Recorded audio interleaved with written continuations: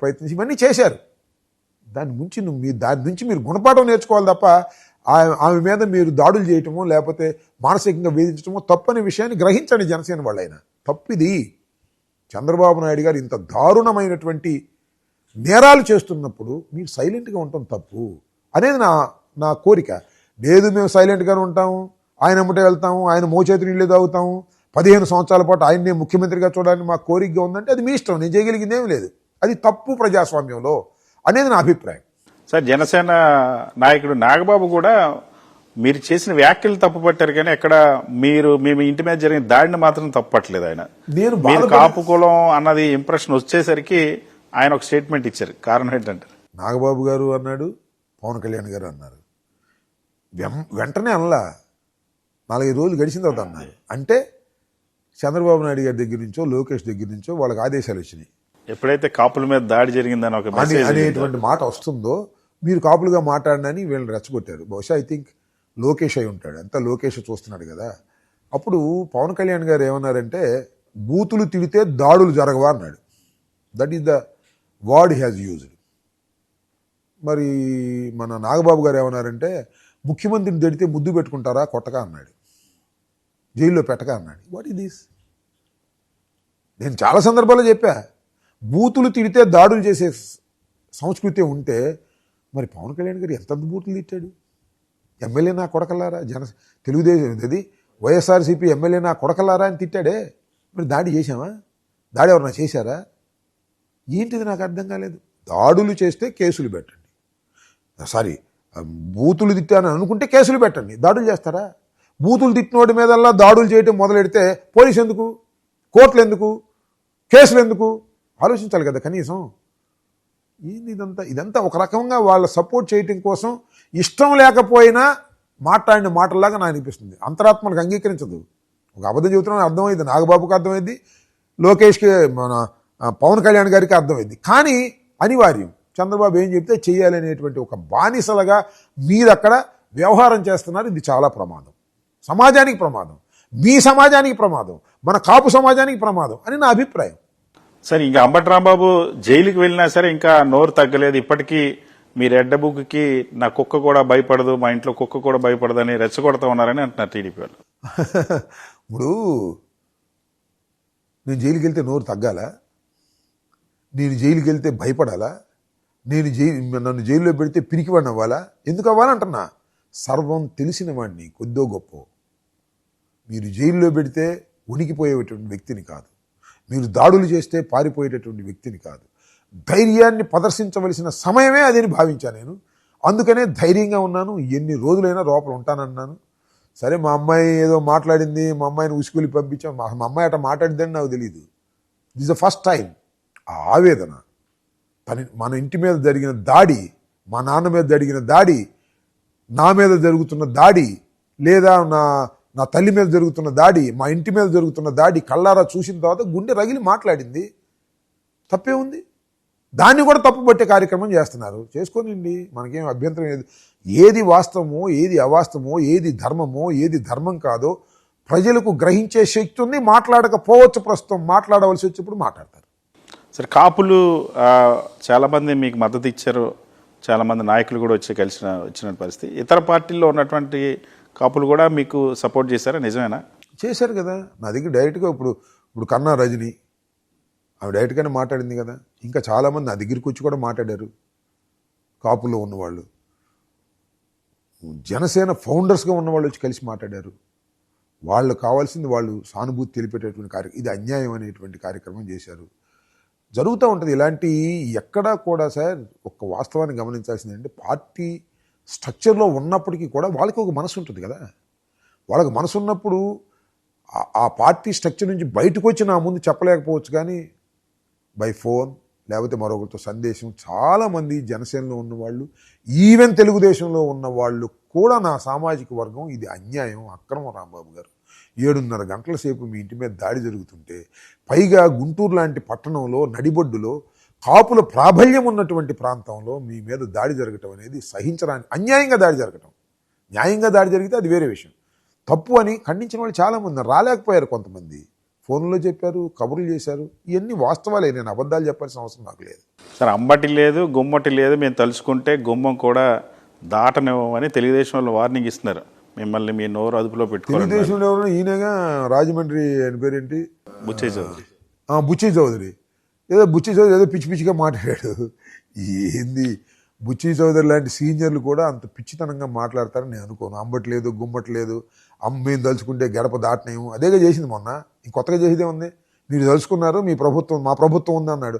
మీ ప్రభుత్వం ఉంది, మీరు తలుచుకున్నారు, నన్ను గుమ్మం నుంచి బయట రాకుండా చేశారు, తాత్కాలికం చేశారు. ఇప్పుడు ఆపగలుగుతారా? దీన్ని ప్రతిఫలం అనుభవించరా? నీదేం పోయింది బుచ్చి చౌదరి, నీదో నువ్వు పోతావు. చంద్రబాబు, లోకేష్ వాళ్ళకి చాలా ఆశలు ఉన్నాయి ఈ రాష్ట్రం మీద ఏదో కావాలని, వాళ్ళు పోతారు. నీ సొమ్ము నా సొమ్ము ఏం పోయింది, వాళ్ళకి పెడుతున్నావు నువ్వు. ఆయన బుచ్చి చౌదరి ఎందుకు మాట్లాడావో తెలియదు. వయసు మీరేమన్నా పిచ్చి చౌదరి లాగా తయారయ్యాడేమో నాకు అనిపిస్తూ ఉంది. ఏదో ఇష్టమైనట్టు మాట్లాడాడు ఆయన. తప్పది, అది మంచి పద్ధతి కాదు. పైగా వయసులో పెద్దవాడు, చాలా పెద్దవాడు అతను. ఆయన ఇట్లా పిచ్చి పిచ్చిగా మాట్లాడుతుంటే ఏం చెప్తాం మనం? సార్, కాపు సామాజిక వర్గంకి మేము మేలు చేస్తా ఉన్నాం, మీరు ఎంత రెచ్చగొట్టినా కాపుల్ని కూటమి ప్రభుత్వం నుండి దూరం చేయలేరని తెలుగుదేశం పార్టీ నాయకులు. అన్నీ వాళ్ళ నమ్మకాలు. కూటమి ప్రభుత్వం నుంచి కాపుల్ని దూరం చేయలేరు అనేది వాళ్ళ నమ్మకాలు. నిజంగా కాపులు ఈ 2.5 సంవత్సరాల్లో చాలా ఆలోచించుకుంటున్నారు. రాబోయే 3 సంవత్సరాల్లో కూడా చాలా ఆలోచించుకుంటారు. చంద్రబాబు నాయుడు గారికి ఓటేసి అధికారంలోకి తీసుకొచ్చిన తర్వాత మా సామాజిక వర్గానికి ఏం చేశాడు అనే దాని మీద చర్చ జరుగుతుంది. ఇవాళ చర్చ జరుగుతుంది, ఇంకా జరుగుతుంది. ఇంకా 3 సంవత్సరాల పాటు ఈ రాష్ట్రంలో తెలుగుదేశం పార్టీ అధికారంలో ఉండేటువంటి అవకాశం ఉంది. పవన్ కళ్యాణ్ గారిని ఒక్కళ్ళని చూపించి కాపు మొత్తాన్ని జేబులు వేసుకోవాలనుకోవడం చాలా తప్పు. దానికి కూడా కాపులు కొంత చేయాలి. జగన్మోహన్ రెడ్డి గారికైనా మెరుగ్గా కాపుల్ని చూసుకున్నారు ఈ సామాజిక వర్గాన్ని అనేటువంటి భావన కలగాల. అంతేగాని ఒక పవన్ కళ్యాణ్ గారికి ఉప ముఖ్యమంత్రి ఇచ్చి ఆయనకి ఏ రకమైన పవర్స్ లేకోకుండా ఉప ముఖ్యమంత్రి అనుకోవడం తప్ప ఏం చేయగలుగుతున్నాడు ఆయన? ఎవరు సహాయం చేయగలుగుతున్నాడు? చేయలేకపోతున్నాడు కదా. He has no share in the power. పవర్లో షేర్ ఉంది లోకేష్కి. లోకేష్ నెక్స్ట్ నుంచి నెక్కబోతున్నాడు అని అంటున్నారు. ఆయనే ముఖ్యమంత్రిగా ప్రమాణ స్వీకారం చేయబోతున్నాడు అంటున్నారు. మరి ఆయన ముఖ్యమంత్రిగా ప్రమాణ స్వీకారం చేస్తే మరి మన పవన్ కళ్యాణ్ గారు ఏం చేయాలి నాకు అర్థం కాల. అది వాళ్ళ ఇష్టం అనుకోండి, ఏం చేస్తారు ఏం చేయరో we will wait and see. ఇవాళ అసలు లోకేష్ను మళ్ళీ ముఖ్యమంత్రి చేస్తారా చేయరా అనే డౌట్ వచ్చేసింది. ఎందుకంటే అక్కడ స్టాలిన్ ఓడిపోవడానికి కారణం వాళ్ళ కుమారుడు యొక్క ప్రతిభేనని, ఇక్కడ కూడా ఈ కుమారుడు అంతకన్నా ఎక్కువ ప్రతిభ చూపిస్తున్నాడు. చివరికి తండ్రి ఓడిపోతాడా, కొడుకు ఓడిపోతారా, లేక ఇద్దరు ఓడిపోతారా 3 సంవత్సరాల తర్వాత మనం చూస్తాం. సార్, తమిళనాడు రిజల్ట్ గురించి బాగా ఆంధ్రప్రదేశ్లో పొలిటికల్ సర్కిల్స్లో కానీ సోషల్ మీడియాలో కానీ బాగా చర్చ జరుగుతుంది. మీరు ఒక ట్వీట్ చేశారు. 3 లైన్లు 3 పార్టీలను ఉద్దేశించినట్టు ఉన్నాయి. ఏంటి ఆ ట్వీట్? ఆ రిజల్ట్ ఏపీకి ఎలా సూట్ అవుతుంది? ఒకటి సాహసం చేస్తేనే విజయాన్ని చేకూరుస్తుంది అని, సాహసమే విజయాన్ని చేకూరుస్తుందని, అక్కడ విజయ్ అనే ఒక దృక్పథంతో. సాహసం అంటే వాట్ ఐ మీన్, సింగిల్గా వెళ్ళాడు సినిమా యాక్టరు, హీరో. ఒక మాటలో చెప్పాలంటే పవన్ కళ్యాణ్ కన్నా తమిళంలో పెద్ద హీరో ఏం కాదని నా అభిప్రాయం. పవన్ కళ్యాణ్ ఇక్కడ పెద్ద హీరోగా నేను నమ్ముతున్నా. That is my own opinion. Vijay అనేవాడు సింగిల్గా వెళ్ళి రాజ్యాధికారానికి చేరువయ్యాడు, పవన్ కళ్యాణ్ సింగిల్గా వెళ్ళలేకపోయాడు అనేటువంటి ఒక దృక్పథం సమాజంలో ఉంది. ఏ సమాజంలో ఉంది? కాపు సమాజంలో ఉంది. లేదు, పవన్ కళ్యాణ్ గారిని ప్రేమించేవాడు అనుకుంటున్నాడు, అరే మన పవన్ కళ్యాణ్ సాహసం చేసి ఉంటే బాగుండేది అని. చేశాడు కదా ఒకసారి, ఏమీ రాలేదు కదా అనుకుంటున్నారు. ఎందుకు చేశాడు, ఎప్పుడు చేశాడంటే స్టార్టింగ్లో చేయలే ఆయన. ఒకసారి మద్దతు ఇచ్చాడు, రెండోసారి మళ్ళీ డివైడ్ అయ్యాడు, మళ్ళీ మూడోసారి మద్దతు ఇచ్చాడు. రేపు ఏం చేస్తాడో తెలియదు, రేపు ఏం చేయలే, వాళ్ళతో పాటే ఉంటాడు. సో నీకు ఒక స్పెషల్ ఐడెంటిటీని తెచ్చుకోవాలనే ప్రయత్నమే నీకు లేకపోవటం దురదృష్టం. విజయ్లాగా సాహసం చేసి ఉండేస్తే నువ్వు ఒక లెవెల్లో ఉండేవాడివి అనేది అందరి అభిప్రాయం, నా అభిప్రాయం కూడా. అది చిరంజీవి గారు, పవన్ కళ్యాణ్ గారు ఒక పద్ధతి ప్రకారం వ్యవహరించి ఉన్నట్లయితే అన్నదమ్ముల్లో ఎవరొకరు ఈ రాష్ట్రానికి ముఖ్యమంత్రి అవడానికి అవకాశం వచ్చేది. ఇవాళ కాబట్టి రేపు కాబట్టి తెలియదు, ఇంతకు ముందు కానీ అలాంటి అవకాశమే తీసుకోవడానికి ప్రయత్నం చేయలేదు మీరు. ఇది చాలా దురదృష్టం. కాపు సామాజిక వర్గానికి ఏముంది, రెడ్లు చేశారయ్యా, కమ్మవారు చేశారు, వైశ్యులు కూడా చేశారు, వెలమలు చేశారు, ఎస్సీ చేశారు. కాపులు ఇంత సామాజిక వర్గం ఉండి, అందులోనూ ఆంధ్రప్రదేశ్ విడిపోయిన తర్వాత కాపు సామాజిక వర్గం, కాపు, తెలగ, బలిజ ఇక్కడ చాలా ఎక్కువ. మనం ఇంత ఉన్నా కూడా మనం ముఖ్యమంత్రి కాలేకపోతున్నాము. ఇది పవన్ కళ్యాణ్ వల్ల అవుతుంది అనేటువంటి ఒక భ్రమ పడ్డారు. అలాంటి పవన్ కళ్యాణ్ గారు ఏమంటాడు, 15 సంవత్సరాల పాటు చంద్రబాబు నాయుడే ముఖ్యమంత్రిగా ఉంటే బాగుంటుంది అన్న తర్వాత ఇది నేను ఎందుకు ప్రేమించాలి, ఏ కోరిక మీద ప్రేమించాలి, నీ సినిమాలు బాగున్నాయని ప్రేమించాలి, అవి కూడా బాగోట్లేదు కదా ఇప్పుడు. ఇది పరిస్థితి. కాకపోతే ఏంటంటే అలాంటి గట్స్ లేవు వీళ్ళ దగ్గర అనేది అందరూ అర్థం చేసుకోవాలి. పైగా ఇంకొక మాటలో నేను చెబితే జన సైనికుడికి లేదా మరొకరికి కోపం వస్తుంది, కానీ అసలు ఈ don't know the politics. Pawan Kalyan అనే ఒక మహానటుడికి రాజకీయాల గురించి తెలియదు, కనీసం తెలుసుకోలేకపోతున్నాడు. ఇప్పుడో పార్టీ పెట్టి ఇంత జర్నీ చేసినా కూడా అసలు రాజకీయాలు ఎలా చెయ్యాలి ఏమిటి అనేది కూడా నేర్చుకోలేకపోతున్నాడు. దురదృష్టం. ఇది చాలా ప్రమాదకరం ప్రజాస్వామ్యానికి. అసలు నేనుగా నిలబడాలి, ఒక పార్టీగా ఉండాలి, అవసరమైతే నేను ముఖ్యమంత్రి కావాలని కోరిక లేనప్పుడు అసలు నీ అంటే ఎందుకు ఉండాలి అంటున్నా నేను. అంటే చంద్రబాబు నాయుడు గారిని ముఖ్యమంత్రిగా చేయటం కోసం కాపు సామాజిక వర్గం అంతా ప్రయత్నం చేయాలా? నీకేమో షేర్ కరెక్ట్గా ఉండదా? నువ్వు గట్టిగా అడగలేవా? నువ్వు ఒక పన్ను కూడా చేయించలేవు కదా. ఇవాళ నేను పోలీస్ డిపార్ట్మెంట్ గురించి చెప్తున్నా. పోలీస్ డిపార్ట్మెంట్లో కాపులు చాలా అత్యధిక సంఖ్యలో ఉంటారు, బీసీలు ఉంటారు, ఎస్సీస్ ఉంటారు, ఇంకా రకరకాల వర్కింగ్ క్లాస్ నుంచి వచ్చిన వాళ్ళు ఎక్కువ మంది ఉంటారు.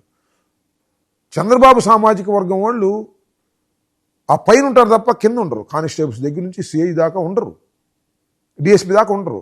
కానీ ఉన్న 10 మందిని ఇంపార్టెన్స్ ఇచ్చేశారు. కడమ కులాలందరినీ పక్కన పెట్టేశారు, వీఆర్లోనూ అక్కడ ఇక్కడ తోసేశారు. అంత భయంకరంగా కులతత్వంగా చంద్రబాబు నాయుడు గారు వ్యవహరిస్తున్నప్పుడు వాటిని అడ్డుకోలేకపోయావే నువ్వు అనేది ఇక్కడ కాపు సామాజిక వర్గంలో ఉన్నటువంటి అఫీషియల్స్ అనుకుంటున్నటువంటి అంశం, ముఖ్యంగా పోలీస్ డిపార్ట్మెంట్లో అనుకున్నటువంటి అంశం. వాళ్ళు సరైనటువంటి ప్రాధాన్యత లేదు పోలీసు డిపార్ట్మెంట్లో కాపులకు కానీ, ఎస్సీలకు కానీ, బీసీలకు కానీ. వాళ్ళే ఎక్కువ ప్రిఫరెన్స్, కీ పోస్టులన్నీ వాళ్ళే తీసుకుంటున్నారు. ఇది నేనంటున్న మాట కాదు, సర్వత్రా వినిపిస్తున్నటువంటి మాట. నేను మీ ముందు చెప్పగలుగుతాను, వాళ్ళు చెప్పలేరు డిపార్ట్మెంట్లో ఉన్నవాళ్ళు. అంటే గవర్నమెంట్లో ఈ పోస్టింగ్లో కానీ, ఆఫీసర్స్ రిక్రూట్మెంట్లో కానీ, ఏ జిల్లాల్లో ఇంపార్టెంట్ పోస్ట్ అన్నింటిలో కూడా క్యాస్ట్ ఈక్వేషన్ చూస్ చేస్తున్నారా సార్? అబ్బే, వాళ్ళ సామాజిక వర్గం వాళ్ళకి మాత్రమే కీ పోస్టులు ఇస్తున్నారు. నాన్ ఫోకల్ పోస్టులో కడమ కమ్యూనిటీస్ని పెడుతున్నారు. Not only Kapus, other communities కూడా అక్కడే తోస్తారు.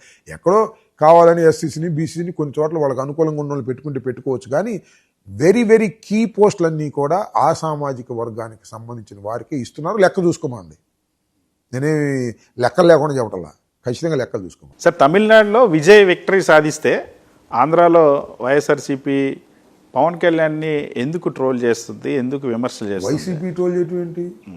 అన్ని వర్గాలు ట్రోల్ చేస్తుంది, అన్ని వర్గాలు. కాకపోతే వైసీపీ కూడా చేస్తుందేమో నాకు తెలియదు.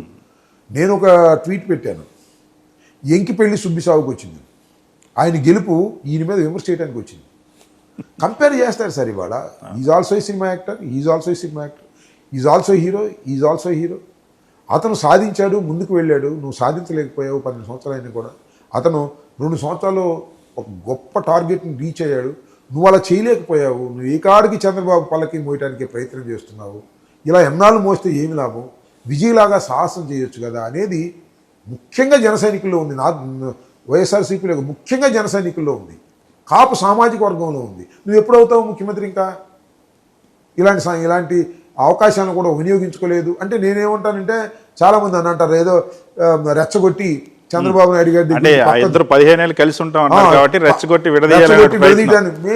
ఏమి విడదీయడానికి అసలు ఎవరు చేసినా విడిపోయే బంధం కాదు అది, దానికి వేరే ఉంది బంధం, విడిపోయే బంధం కాదు. ఎందుకంటే రాజకీయాలు తెలియని వ్యక్తిని అక్కడ కూర్చోబెట్టి ఆడుకుంటున్నాడు చంద్రబాబు నాయుడు గారు. చంద్రబాబు నాయుడు అసలు పవన్ కళ్యాణ్ గారికి కావాల్సింది మర్యాదగా చూడటం. ఈయన ఆయనకి ముక్కు ఆపరేషన్ చేస్తే వెళ్ళి పసుపు కూర్చోవిచ్చి గంటసేపు మాట్లాడతాడు, లేదా ఇంకో సందర్భం రెండని కూర్చొని అంటాడు. ఈ మర్యాదలు పెట్టి వాళ్ళ కొడుకుని తీసుకెళ్లి అధికారంలో పెట్టుకోవాలని అనుకుంటున్నాడు. ఖచ్చితంగా పవన్ కళ్యాణ్ భుజాల మీద నుంచి నడుచుకుంటూ వెళ్ళి లోకేష్ సీఎం సీటు అధిరోహిస్తాడు, చూసుకొని నేను చెప్తున్నాను. అప్పుడు కూడా ఏం మాట్లాడ్డా పవన్ కళ్యాణ్ గారు, చంద్రబాబు నాయుడు గారు కాదు. ఈ లోకేష్ 15 సంవత్సరాలు ముఖ్యమంత్రిగా ఉన్నా కూడా ఏమీ మాట్లాడు, ఆయన కూడా ఉండమని కోరతాడు.